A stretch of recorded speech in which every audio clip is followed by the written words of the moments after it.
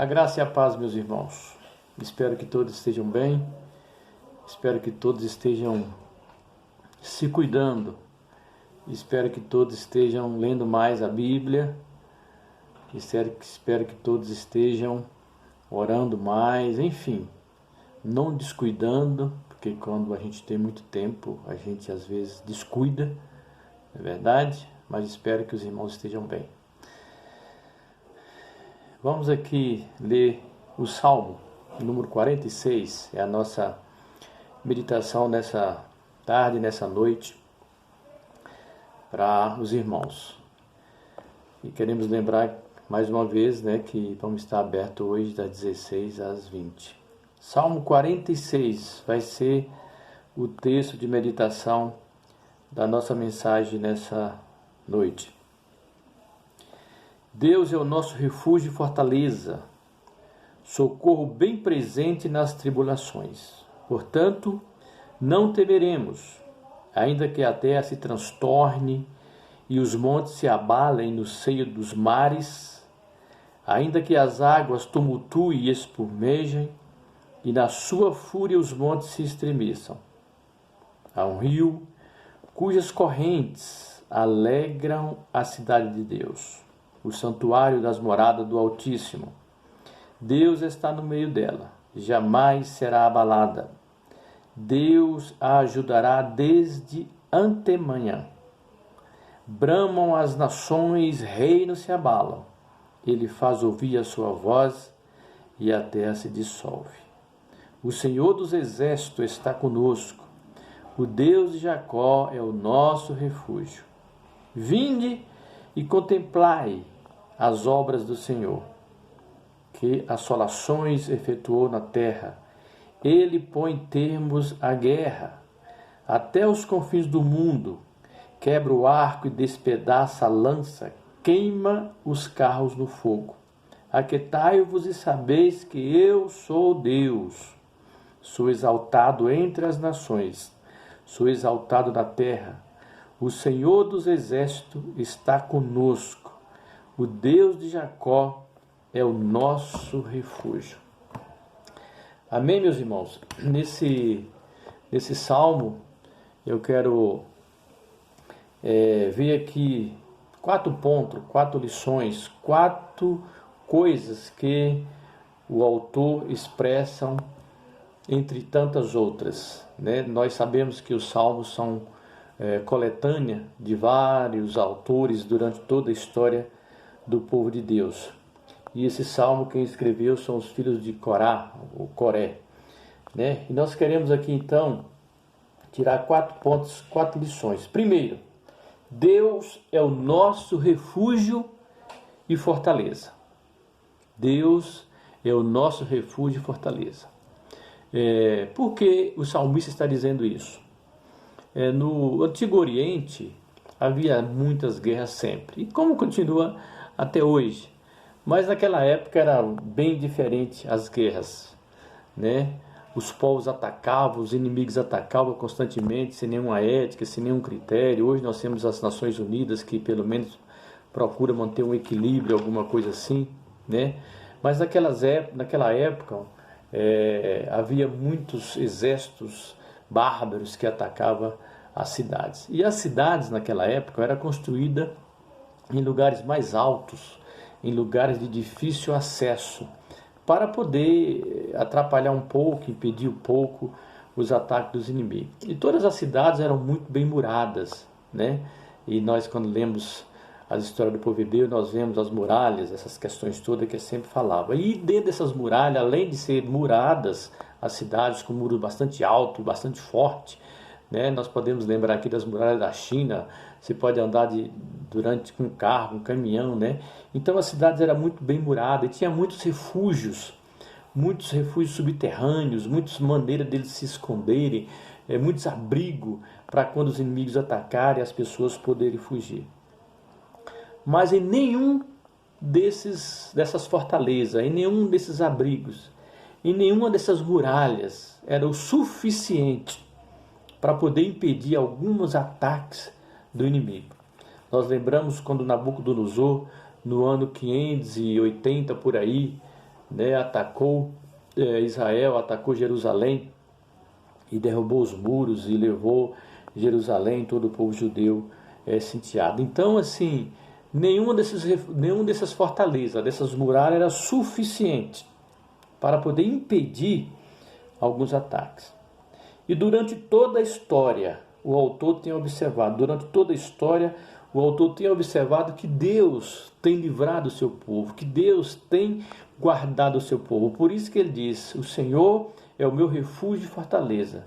Porque ele tem observado que durante toda a história, só Deus é, na verdade, o verdadeiro refúgio, a verdadeira fortaleza, que realmente tem cuidado, tem segurado. A ajuda divina sempre tem sido presente em todas as situações, durante todas as batalhas, durante todas as guerras. Deus tem sido o verdadeiro refúgio, a verdadeira fortaleza, o verdadeiro abrigo do povo de Deus. Por isso, primeira coisa ele coloca, Deus é o nosso refúgio e fortaleza, porque nenhuma outra fortaleza, nenhum outro refúgio tem nos dado garantia. Por isso nós passamos para o segundo ponto, para a segunda observação. E ele coloca, portanto, não temeremos. Portanto, não temos do que temer. E nesse momento aqui, ele expressa, para que ele possa expressar o poder e o cuidado de Deus, ele usa os fenômenos da natureza, ele usa os fenômenos cósmicos para expressar e para mostrar quanto Deus é poderoso e quanto Deus cuida do seu povo.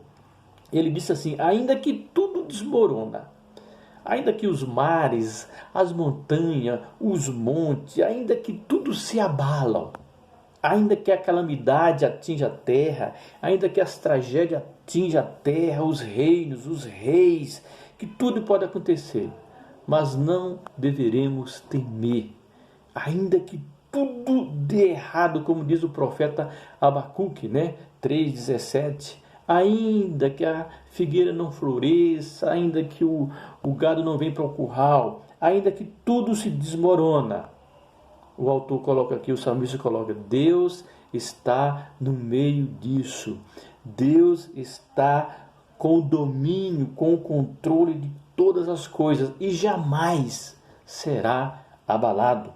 Ainda que tudo se desmorona, que tudo se complica, que a calamidade chega, que tudo se desintegra, Deus está no meio, Deus tem o domínio, Deus tem o controle, Deus tem tudo nas palmas das suas mãos e Ele cuida de tudo.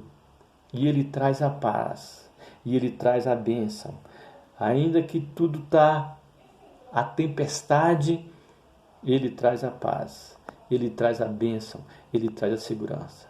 Então aí, diante disso, nós passamos para a terceira lição, para o terceiro ponto. Ele diz, vinde e contemplai as suas obras, no versículo 8. Vinde e contemplai as suas obras. Ele faz um convite às pessoas, o salmista faz um convite, diz, olhai para trás, olhai para a história, relembra os feitos de Deus, começando lá no Egito Antigo, com José, quando Deus levanta José e governa o Egito e o grande faraó reconhece, ele lembra como as pragas aconteceram, como foi a morte dos primogênitos, como foi o livramento de Deus. Ele lembra do deserto, como Deus conduziu o seu povo durante 40 anos. Ele lembra do Mar Vermelho, como foi atravessado. Ele lembra do Jordão. Ele lembra dos muros de Jericó. E aí ele fala, vinde e contemplai. Ele está pensando ali no rei Josafá, quando acontece aquela questão toda. Eu queria até ler com vocês, 2 Crônicas, ele certamente também está pensando aí em 2 Crônicas, do capítulo 20, veja o que ele fala, o que ele diz, certamente ele está pensando nisso também, veja as obras do Senhor, veja como ele faz. 2 Crônica 20 fala assim, 15, e disse, dai ouvidos todo, dai ouvido todos, ó Judá, e vós moradores de Jerusalém, e tu, ó rei Josafá, ao que vos diz o Senhor: não temais, nem vos assusteis por causa dessa grande multidão, pois a peleja não é vossa, mas de Deus. No 17, nesse encontro não tereis que pelejar, tomai posições, ficai parados e vede o salvamento que o Senhor vos dará, ó Judá e Jerusalém. Não temais, nem vos assusteis. Amanhã sai-lhes ao encontro, porque o Senhor é convosco. Amém, meus irmãos? Vinde e contemplais as obras do Senhor. Vinde e veis o que o Senhor tem feito. O Senhor está presente. O Senhor não está alheio às situações. O Senhor entrai com a providência. O Senhor entrai com a provisão. O Senhor entrai com a proteção. O Senhor entrai com o livramento. Olhai e vede. Confiai nos cuidados do Senhor. Confiai, porque Ele cuidará novamente. Por isso, terceiro ponto, não temereis. Quarto, ele diz, lá no versículo final, ele diz: aquietai-vos e sabeis que eu sou Deus. Aquietai, quer dizer, fique tranquilo, fica sossegado, fica em paz, fica tranquilo em todas essas questões. Aquietai-vos, a palavra aquietais, e sabeis que eu sou Deus. Fica sossegado, porque eu estou no controle. As coisas estão no controle. Tudo está nas palmas da sua mão. E sabeis que eu sou Deus. Aqui tem duas observações.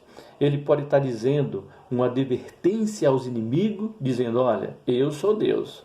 Não ataca, não mexa com os meus, porque eu vou levantar e vai enfrentar o Senhor, que é poderoso sobre tudo e sobre todos. Mas também ele pode estar dizendo ao seu povo: eu sou o Deus Todo-Poderoso, que tem cuidado de vós durante toda a história. Aquietai-vos e sabeis que eu sou Deus.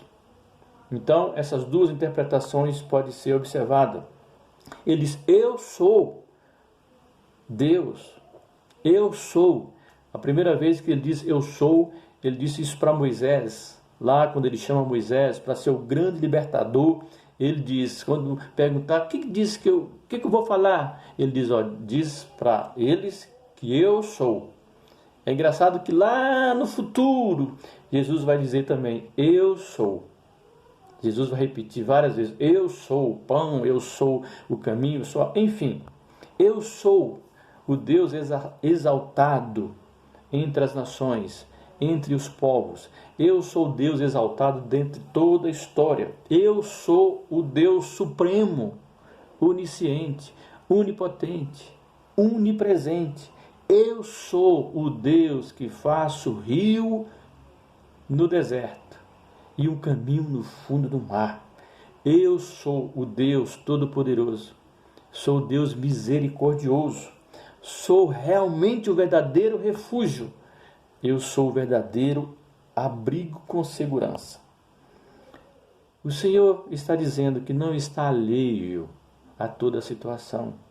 O Senhor está dizendo para o salmista e está dizendo para nós: eu não estou alheio a toda a situação. Eu sou o Deus que acompanho. Eu sou o Deus que intervém. Eu sou o Deus que sustenta. Eu sou o Deus que cuida. Eu sou o Deus que entro com a provisão. Aquietai-vos e sabeis que eu sou Deus, o Deus que cuida de vós. Aquietai-vos e sabeis que eu sou Deus, o Deus que cuida de vós. Que Deus abençoe, meus irmãos. Que Deus continue cuidando de nós. Oremos. Pai, te agradecemos pelo teu amor, te agradecemos pela tua graça, te agradecemos pela tua palavra, te agradecemos porque o Senhor também é o nosso Deus.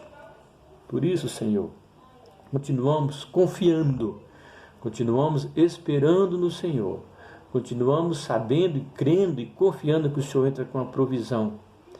Continuamos esperando que o Senhor venha nos tocar, aonde ninguém pode tocar, só o Senhor.